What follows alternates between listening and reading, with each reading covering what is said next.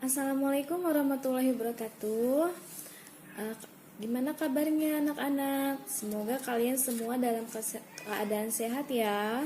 Walaupun sekarang sedang pandemi corona, tapi kalian jangan lupa jaga kesehatan, jaga pola makan supaya kita tetap sehat dan terhindar dari virus corona ya.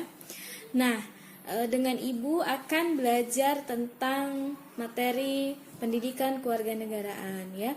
Dan sebelum memulai pembelajaran, alangkah baiknya kita mengucapkan Bismillahirrahmanirrahim dulu ya. Kemudian yang kedua adalah kalian jangan lupa absen ya, supaya Ibu tahu bahwa kalian mengikuti pembelajaran daring ini.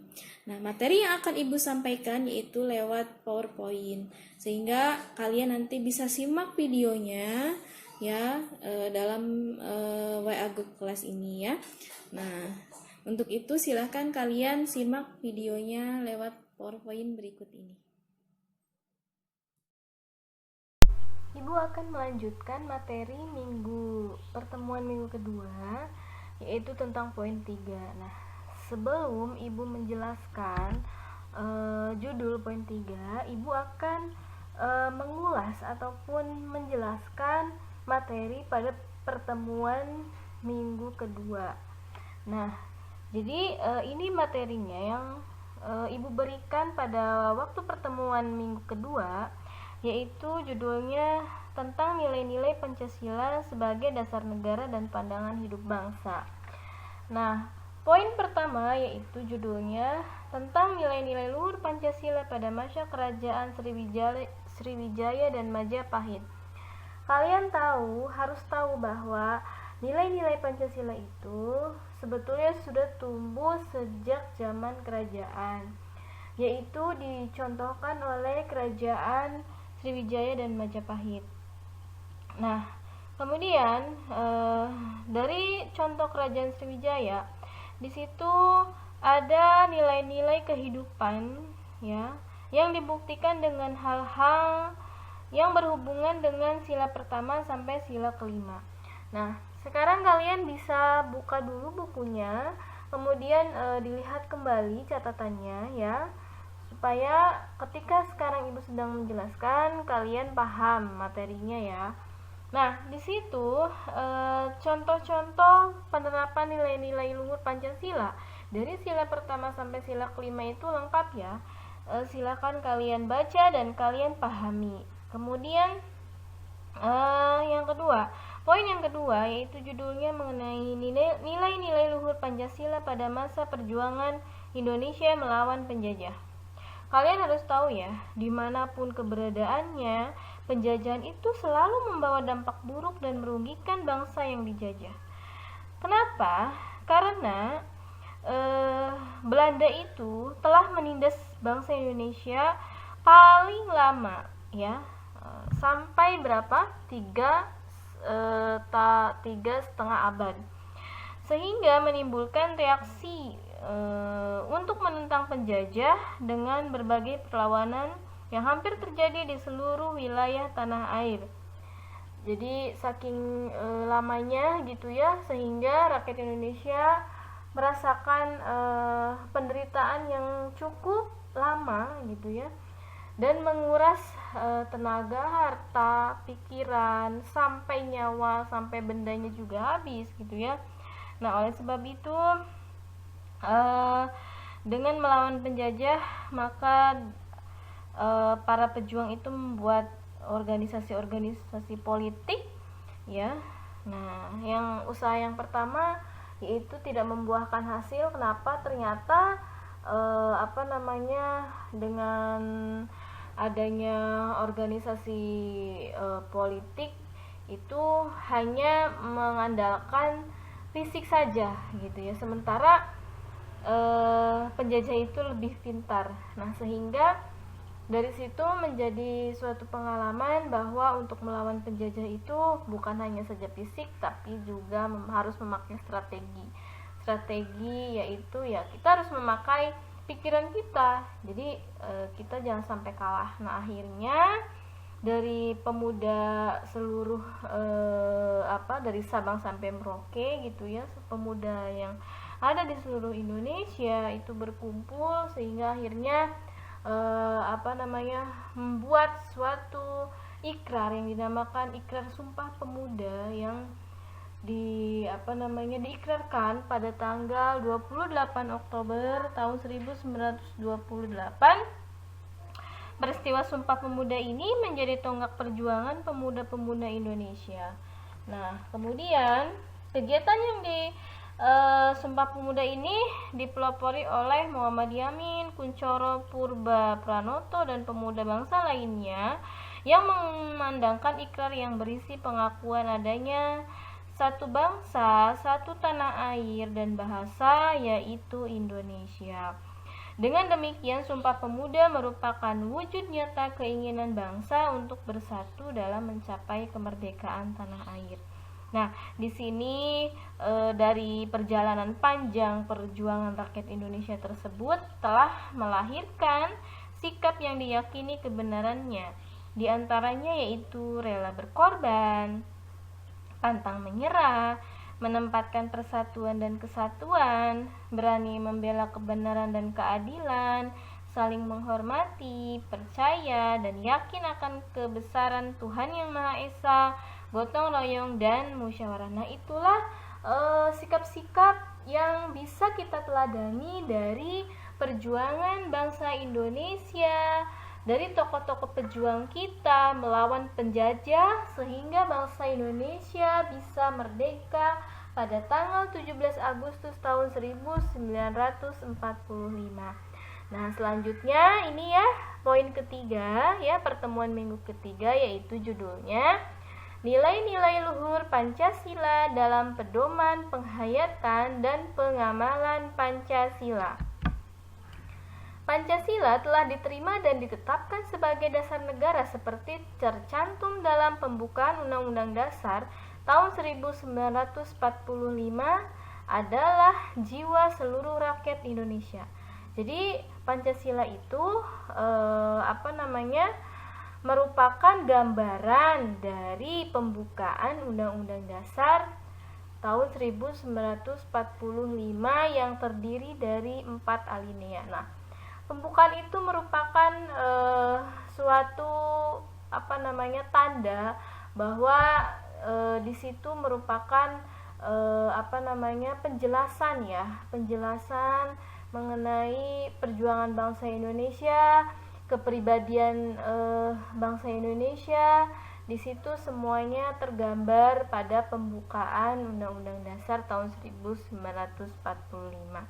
Nah, untuk melestarikan nilai-nilai luhur tersebut, perlu diusahakan secara nyata dan terus-menerus penghayatan dan pengamalannya oleh setiap warga negara Indonesia dalam kehidupan nyata sehari-hari.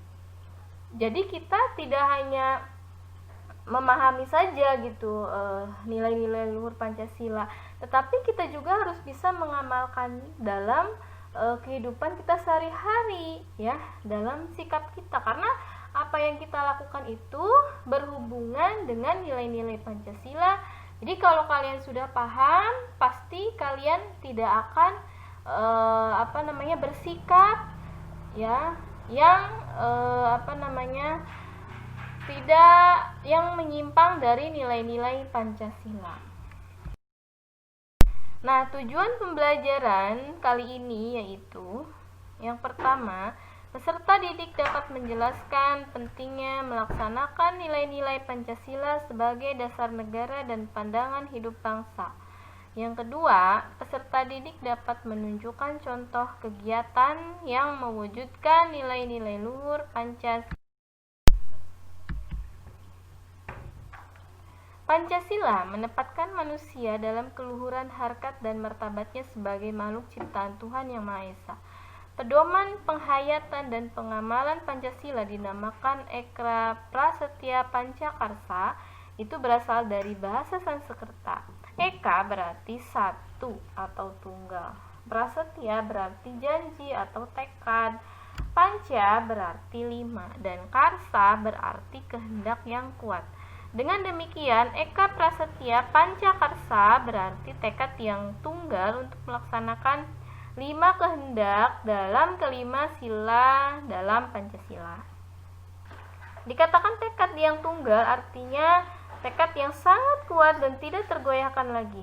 Adapun nilai-nilai luhur Pancasila yang dapat dilaksanakan dalam kehidupan bermasyarakat, berbangsa dan bernegara adalah sebagai berikut. Yang pertama, sila pertama yaitu ketuhanan yang Maha Esa. Ibu tidak akan membacakan contoh semuanya. Di sini Ibu mencontohkan ada 3 poin. Sebetulnya banyak. Nah, nanti sisanya kalian yang harus bisa mencontohkan ya. Nah, yang pertama contohnya adalah bangsa Indonesia menyatakan kepercayaan dan ketakwaan terhadap Tuhan Yang Maha Esa. Jadi sesuai dengan bunyinya ketuhanan Yang Maha Esa, bahwa bangsa Indonesia itu memiliki keyakinan, kepercayaan dan ketakwaan terhadap Tuhan Yang Maha Esa. Jadi walaupun kita berbeda-beda agama, tapi tetap Tuhan kita itu satu, karena Esa itu artinya satu ya.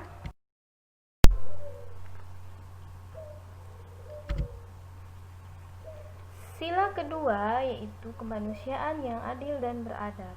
Contohnya, mengakui dan memperlakukan manusia sesuai dengan harkat dan martabatnya sebagai makhluk Tuhan Yang Maha Esa. Jadi kita itu memperlakukan manusia, memperlakukan orang lain jangan seenaknya kita ya. Karena apa? Karena derajat dan martabat manusia itu semuanya sama ya, di hadapan Allah, di hadapan Tuhan semuanya sama. Jadi jangan suka memperlakukan manusia itu seenaknya. Justru malah kita harus mengakui persamaan derajat, persamaan hak dan kewajiban asasi manusia tanpa membeda-bedakan suku, keturunan, agama, kepercayaan, jenis kelamin, kedudukan sosial, warna kulit, dan sebagainya. Jadi kita juga harus mengembangkan sikap saling mencintai sesama manusia ya. Kemudian sila ketiga yaitu persatuan Indonesia. Contohnya, kita itu harus mampu menempatkan persatuan, kesatuan serta kepentingan dan keselamatan bangsa dan negara sebagai kepentingan bersama di atas kepentingan pribadi dan golongan. Mengembangkan rasa cinta kepada tanah air dan bangsa. Jangan sampai kita itu lebih cinta produk luar negeri, lebih cinta budaya luar dibandingkan budaya sendiri. Makanya kalian sebagai generasi penerus bangsa yaitu tadi dengan mengembangkan nilai-nilai luhur Pancasila, sila ketiga, kita harus mengembangkan rasa cinta kepada tanah air dan bangsa. Itu ya contoh mudahnya ya, cintailah produk Indonesia dan cintailah budaya Indonesia. Kalau bisa kalian juga harus bisa melestarikan budaya Indonesia supaya tidak pudar ya. Kemudian sila keempat, kerakyatan yang dipimpin oleh hikmat kebijaksanaan dalam permusyawaratan perwakilan. Contohnya, sebagai warga negara dan masyarakat, setiap manusia Indonesia mempunyai kedudukan, hak dan kewajiban yang sama. Tidak boleh memaksakan kehendak kepada orang lain. Jadi kalau orang lain gak mau ya kita jangan maksa ya.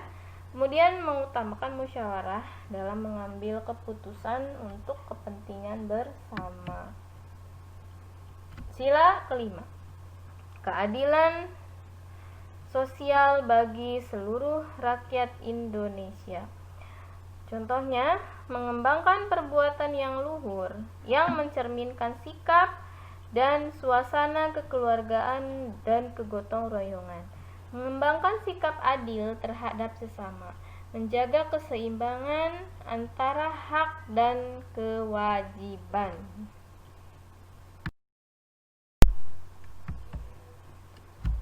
Nah, sekarang judul yang keempat, poin keempat, bentuk-bentuk kegiatan yang mencerminkan perwujudan dan penerapan nilai-nilai Pancasila dalam kehidupan sehari-hari.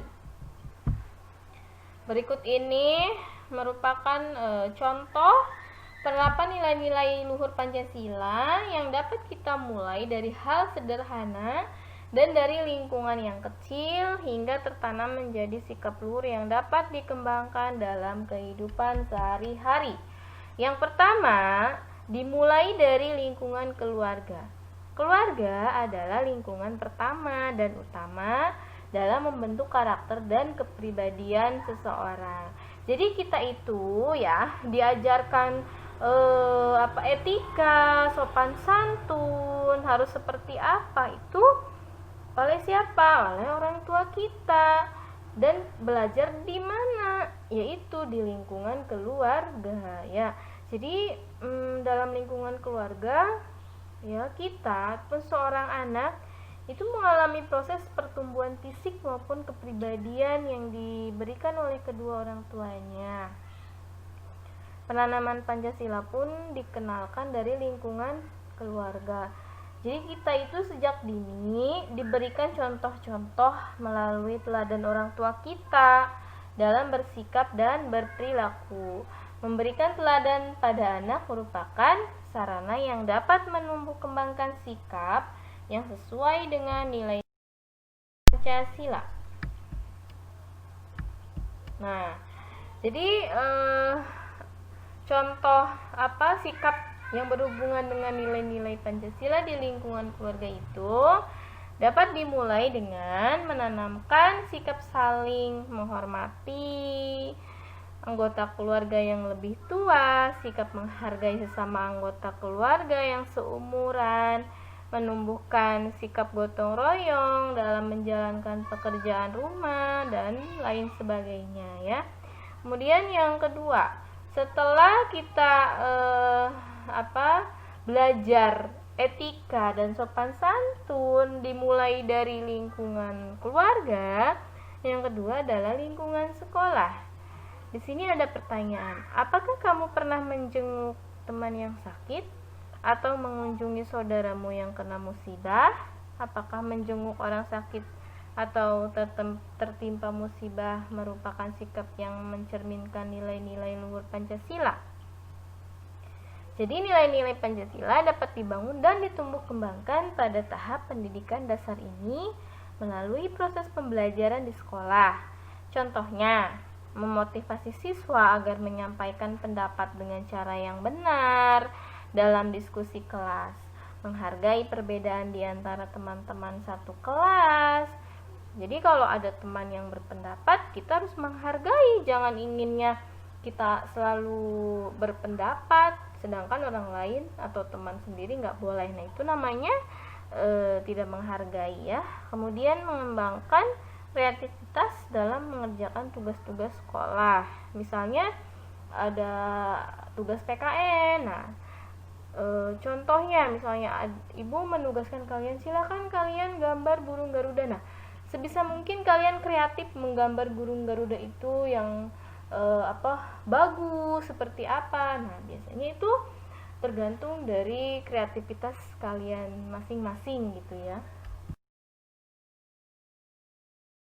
Nah, kemudian setelah lingkungan sekolah, di lingkungan masyarakat. Contohnya yang pertama, kita kalau di lingkungan masyarakat itu harus mengedepankan musyawarah dalam setiap mengambil keputusan yang menyangkut kepentingan masyarakat. Ya, kemudian mendorong sikap kekeluargaan melalui berbagai kegiatan seperti gotong royong, membersihkan lingkungan sekitar menjelang perayaan kemerdekaan, mendorong dan meningkatkan rasa cinta tanah air dengan kepedulian terhadap lingkungan. Kan biasanya kalau mau 17-an itu setiap desa itu kan ya minimalnya setiap rumah itu ada bendera atau di gapura itu biasanya dihias. Nah, kalian sudah memahami ya contoh nilai-nilai luhur Pancasila dalam lingkungan masyarakat. Jadi ketika ada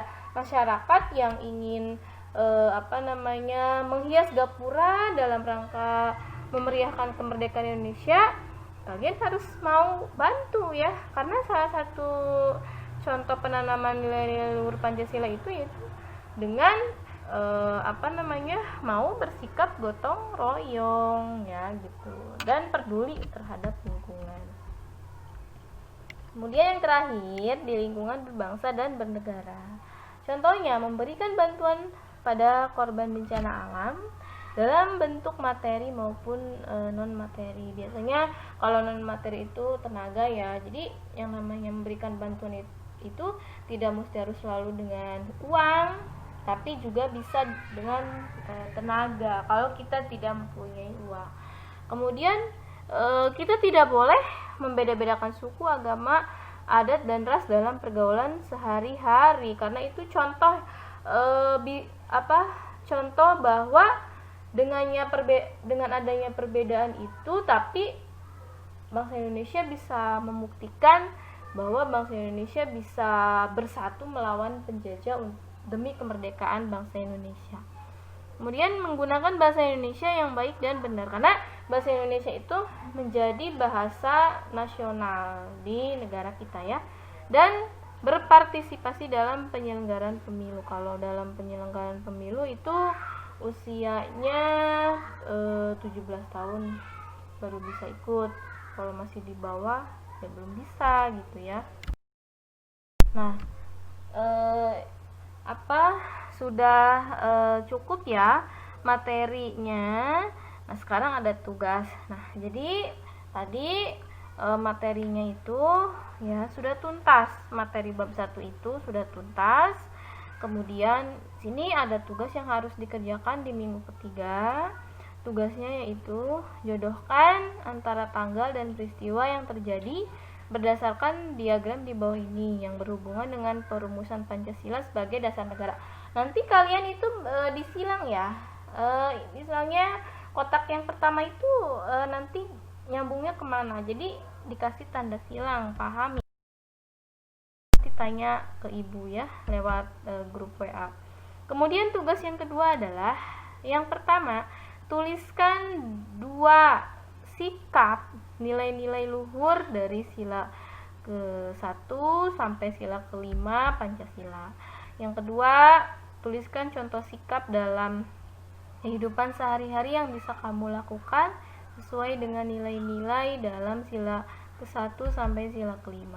Yang ketiga, jelaskan nilai positif dari nilai-nilai Pancasila tersebut terhadap kehidupan bersama jika diterapkan oleh semua orang.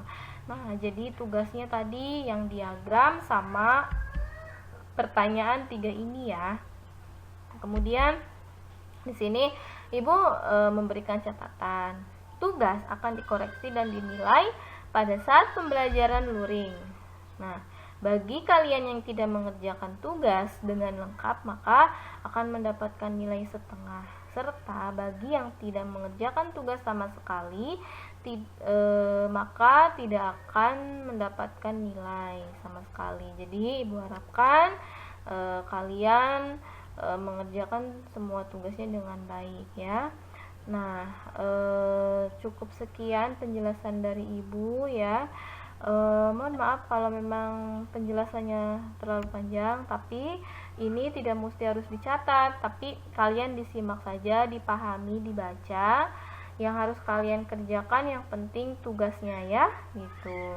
Tapi nggak apa-apa kalau kalian mau dicatat juga ya. Oke, sampai bertemu lagi di pembelajaran dari minggu keempat ya. Ibu cukupkan sekian.